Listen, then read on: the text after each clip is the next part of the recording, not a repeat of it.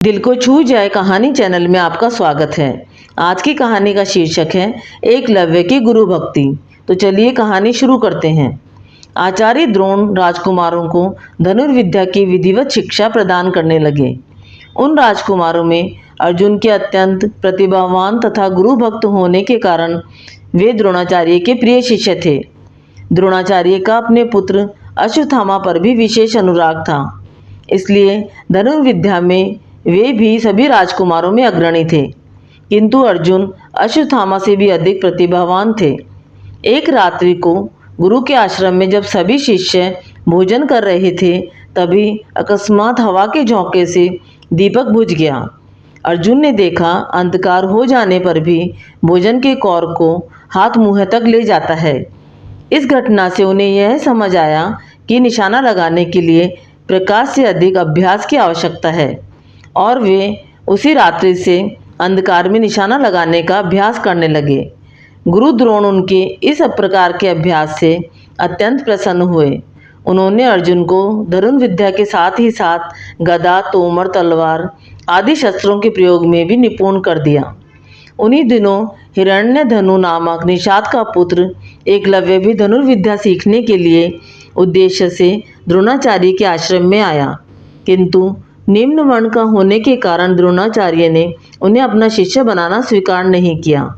निराश होकर एकलव्य वन में चला गया। उसने द्रोणाचार्य की एक मूर्ति बनाई और उस मूर्ति को गुरु मानकर धनुर्विद्या का अभ्यास करने लगा। एकाग्रचित से साधना करते हुए अल्पकाल में ही वह धनुर्विद्या में अत्यंत निपुण हो गया।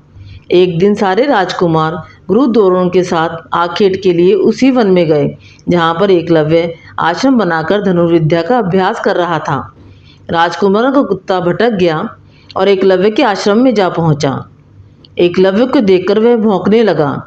इससे क्रोधित हो एकलव्य ने उस कुत्ते पर अपने बाण चलाकर उसके मुंह को बाणों से भर दिया।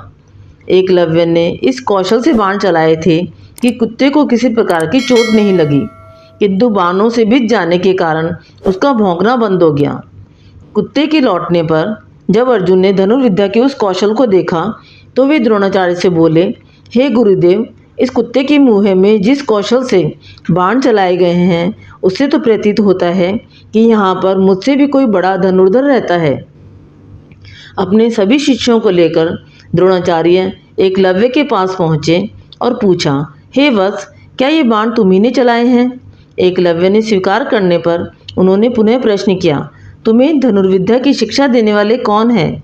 एकलव्य ने उत्तर दिया, गुरुदेव, मैं तो आप ही को गुरु स्वीकार करके धनुर्विद्या सीखता हूँ। इतना कहकर उसने द्रोणाचार्य की मूर्ति के समक्ष ले जाकर उन्हें खड़ा कर दिया। द्रोणाचार्य नहीं चाहते थे कि कोई अर्जुन से बड़ा धनुर्धारी बन पाए। वे एकलव्य से बोले, यदि मैं तुम्हारा गुरु हूँ तो तुम्हें मुझको दक्षिणा देनी होगी। एकलव्य बोला, गुरुदेव, दक्षिणा में आप मुझसे जो भी मांगेंगे मैं देने के लिए तैयार हूँ। इस पर द्रोणाचार्य ने एकलव्य से गुरु दक्षिणा के रूप में उसके दाहिने हाथ के अंगूठे की मांग की, और एकलव्य ने सहर्ष अपना अंगूठा दे दिया। भरे कंठ से द्रोणाचार्य ने कहा, बेटा, संसार में धनुर्विद्या के अनेक महान ज्ञाता हुए हैं और होंगे, पर मैं तुम्हें आशीर्वाद देता हूँ कि तुम्हारा सुयश सदा अमर रहेगा। आपको ये कहानी अच्छी लगी तो कहानी को लाइक व शेयर करें, चैनल को सब्सक्राइब करें। कहानी सुनने के लिए धन्यवाद।